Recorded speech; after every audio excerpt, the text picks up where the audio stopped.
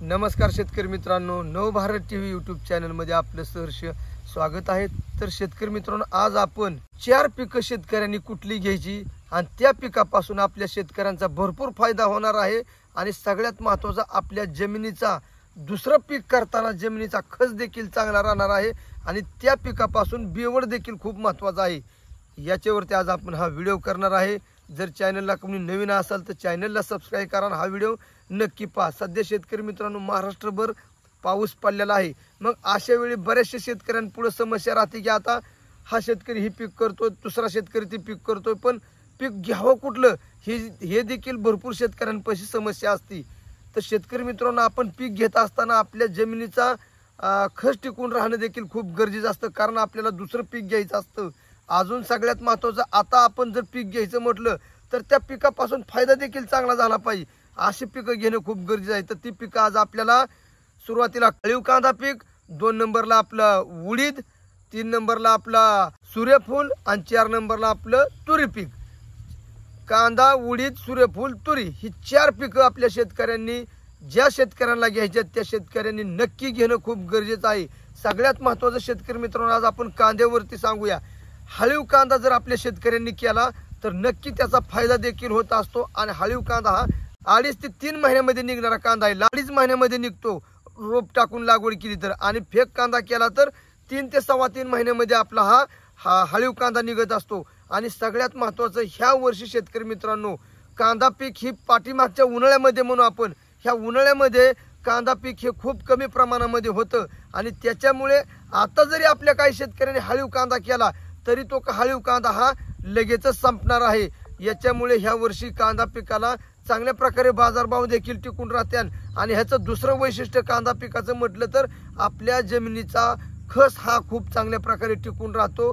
त्याचा बेवड कांदा पिकाचा दुसऱ्या पिकाला खूप महत्त्वाचा असतो। त्याच्यामुळे हळीव कांद्याची जर लागवड केली आपल्या शेतकऱ्यांनी किंवा फेक कांदा केला तर नक्की चांगल्या प्रकारे बाजारभाव देखील भेटणार आहे। सगळ्यात महत्त्वाचं, कांदा पिकाचं जर सांगायचं म्हटलं तर शेतकरी मित्रांनो, पुढच्या उन्हाळ्यामध्ये भरपूर शेतकरी गावरान कांदा करणार आहे।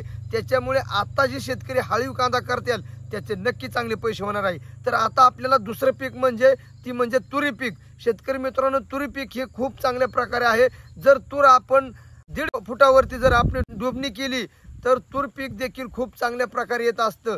कारण तूर पीक ही डोबणी जर केलेलं पीक असेल ना तर त्याचं झाड ही टाळ करतं आणि त्याच्या शेंगा ही भरपूर दिवस चालतात। त्याच्यामुळे तुम्ही तूर पीक देखील खूप महत्त्वाचं आहे। आणि तुरीचा बेवड आपल्या शेतीसाठी खूप फायद्याचा आहे, कारण त्याचा जो पाला जळतो तो जमिनीमध्ये कुजला जातो आणि त्याचा आपल्याला बेवड देखील खूप चांगला आहे। आता अजून एक आपल्याला तिसरं पीक पाहायचं आहे।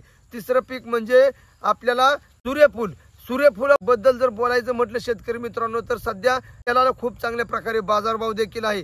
जर सूर्यफूल आपण चांगल्या क्वालिटीचं जर घेतलं मार्केटमध्ये, जर त्याला चांगला बाजारभाव असेल, असं जर आपण सूर्यफुलाच्या बियाण्याची निवड केली तर नक्की आपल्याला चांगल्या प्रकारे सूर्यफुलापासून देखील फायदा होणार आहे। सूर्यफूल हा असं पीक आहे शेतकरी मित्रांनो, सूर्यफुलामध्ये तण हा कमी प्रमाण होतं, कारण सूर्यफुलाच्या दगीमुळे जी बाकीचं जे तण असतं ते तण कमी येत असतं आणि सूर्यफुलामुळे सूर्यफुलाचा देखील चांगल्या प्रकारे बेवड होत असतो। आणि सध्याच्या परिस्थितीमध्ये सूर्यफूल पीक हे दिवसांदिवस कमी होत चाललेलं आहे। याच्यामुळे सूर्यफूल जर आपल्या शेतकऱ्यांनी केलं तर त्याला देखील चांगल्या प्रकारे क्विंटलला बाजारभाव भेटणार आहे। आता आपल्याला चौथं पीक पाहायचं आहे शेतकरी मित्रांनो, ती म्हणजे उडीद।